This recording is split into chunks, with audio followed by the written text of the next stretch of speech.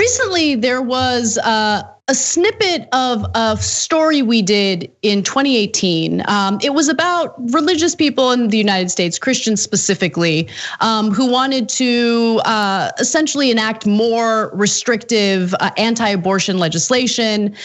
They wanted to essentially use their religion to dictate how we live our lives.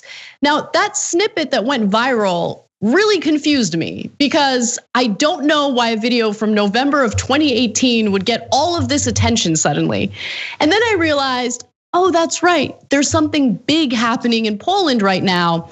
They just passed incredibly restrictive anti-abortion laws. So the BBC reported that abortion in Poland is now allowed only in cases of rape or incest or when the pregnancy threatens the life of the mother.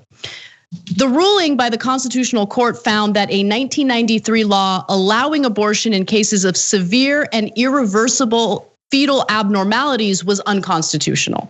So if you are found to have a pregnancy where the fetus has severe defects, like severe issues, in Poland, you are forced to keep carrying that fetus. And it is an unbelievably cruel, terrible law to implement. The court justified its ruling on the grounds that an unborn child is a human being, and therefore it deserves protection under Poland's constitution, which ensures the right to life. And in 2019, 98% of abortions were carried out on those grounds, meaning that there was some sort of abnormality or defect with the fetus. And so this ruling effectively banned the vast majority of pregnancy terminations in the country. So with that context in mind, you can understand why this went viral. These comments might be strong, but it's how I genuinely feel. I don't care that you're a Christian. I don't care what the Bible says. Like, I feel like it's a clown show, like sitting here trying to decipher what your little mythical book has to say about these very real political issues, right? I don't care if you're Christian. In fact, I will fight for you to have your religious liberty and practice your Christianity. I believe in that. I don't believe in Christianity, which means that you do not get to dictate the way I live my life based on your religion. I don't care what the Bible says. You have every right in the world. All those women who identify with your religion have every right in the world to not get an abortion, to not take birth control, but they do not have the right to dictate my life and what I decide to do with my body. I don't care about your goddamn religion. I'm so tired of having nonstop conversations about what the Bible says. You live your life in the way that you interpret the Bible. Again, I don't care, but you don't get to take the Bible and tell me, well, the Bible says this in this chapter, in this verse. I don't care. I don't care. I don't believe in it. And I have the right, based on our Constitution, to not believe in it. Cenk, like the stuff that actually ended up, I don't know, making me feel like I have a purpose, making me proud of my career. There are things that I didn't expect, right? Like, it's kind of crazy because I would have never expected that video would go viral. But more importantly, who cares about me going viral? I wouldn't have expected that my rant there would speak to people who want to articulate the same thing and were afraid to articulate it, but watching me say it gives them like the courage or the comfort to say it. And I'm not just putting words in people's mouths. So I got a lot of messages from people from Poland that I want to share with you guys. Actually, Cenk, if we pull up the graphics, can you read it? Because it's embarrassing to read really nice things about myself. So can you just do it? Yeah, sure. The first graphic. And then I'll tell you about some of the best moments we've had that I think are related to our stand against religion. And I want to go back to the issue of Poland as well, but let's see these. So this person wrote in, hi, I only would like to thank you for your speech. I'm from Poland where government don't give a what about people's rights. Strong words like yours give us power to fight with this little what. Thanks, appreciate your courage to say it loud. And yes, the Polish government is right wing and doesn't give a damn about your rights. And I love that you're fighting back. We got another one? I do not even know if you'll read this message. Apparently you know now, but I would like you to know that you're my heroine. I don't think I'm pronouncing that right. Anyway, I've been replying this video a million times, and I wish my Polish government could finally understand this real political issue. And by the way, guys, here, let's pause for a second for me to say something. When I go to meetups, or when I used to pre-COVID, the number one comment I hear now is, Anna is my daughter's role model, or she's a hero to me because of how strong she is. And I love that, and I'm so proud of that. It's one of the things I'm most proud of in my entire career. I love strong women, and that we have been a vehicle for featuring them and giving voice. I don't understand why anyone doesn't like strong women. I mean, it's so awkward for the old school people to still look for typecasts for timid women on TV. It's insanity. I believe in strength and passion and fighting for you, and I love that Anna does that. I want to keep piling on the awkwardness. Is there more? I'll read more. No. It's enough. No, I really underestimated how uncomfortable this would make me feel. Because it's sweet, and I'm so appreciative, and I read these, on my own, and it means a lot to me. But it's enough. Thank you. I don't want to read it to the audience anymore. But okay, no, I hear you. Yeah. So, but can I just say, look, as it turns out, some of the things I'm most proud of is how we affected people across the world. And as it turns out, a lot of times it was about the issue of religion. I remember reading the Reuters story. We didn't expect it at all. We didn't know anything about it.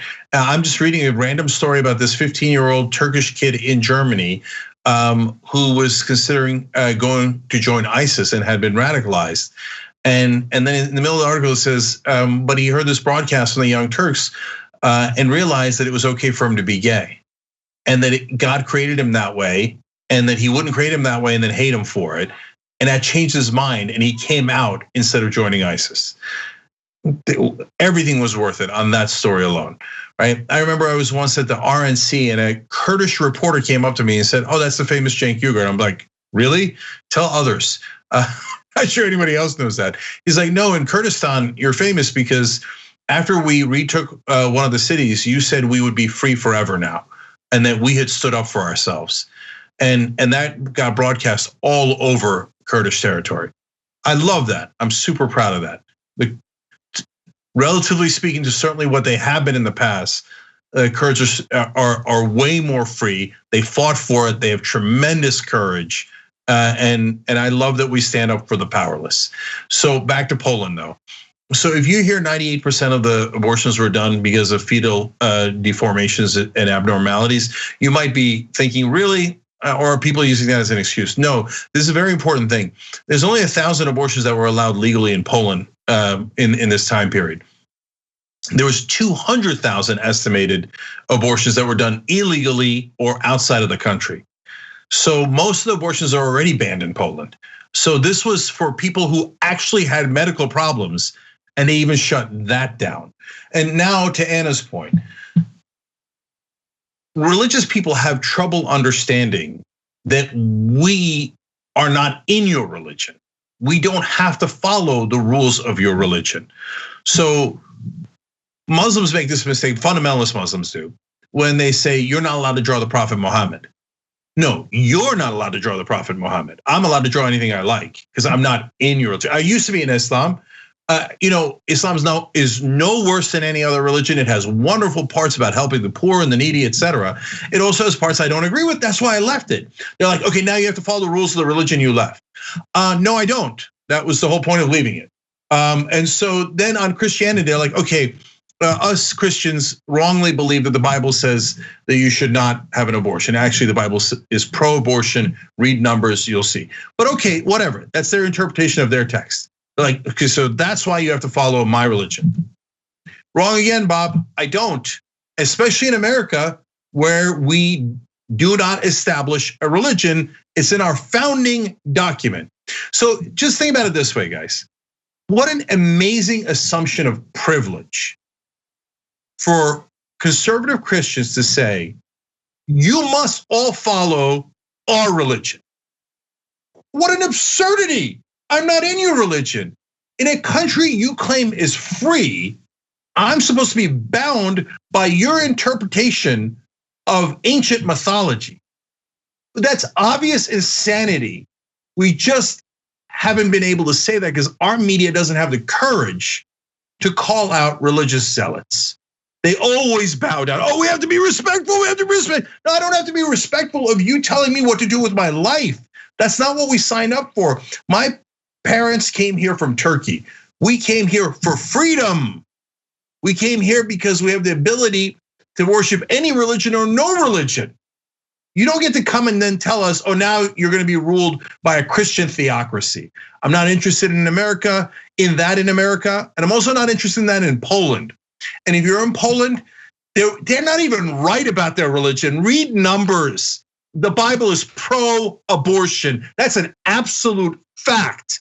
They've been lying to you from day one. And then they say, and by the way, for us people who are not religious, they're saying, no. I know in Harry Potter, Dumbledore said that you should be against abortion or for abortion, but my priest interpreted that to be against abortion, so now you must follow Dumbledore. No, I don't have to follow Dumbledore or Odin or Athena or Jesus or Muhammad. They're all myths. So go ahead and hate me if you want, but read those texts. They're all comically wrong.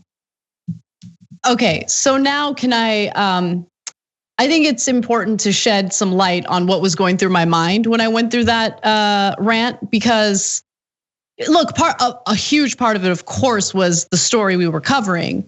But it was also like, I was so tired of hearing you talk about what the Bible says. Like it was also you, right? Like you're making a good point, but like we've worked together for 14 years and you've made that point about like, oh, the Bible says don't eat shellfish and this and that. And I was just like, oh my God, I can't take it anymore. I don't want to talk about this anymore. Like it doesn't even matter what the Bible says. We live in a country with religious liberty, meaning that we're not forced to believe one religion or the other. It also means that we don't have to believe any religion. We can be atheists, we can be agnostic, so like, I get why you make that argument, and it's a good argument to make. But in that moment, I was just like, I don't care about numbers. Like, I just don't want to hear about numbers anymore. I don't want to hear about any of it. I don't want to hear right wingers cite their Bible. I don't want to hear your argument about how the Bible doesn't say that.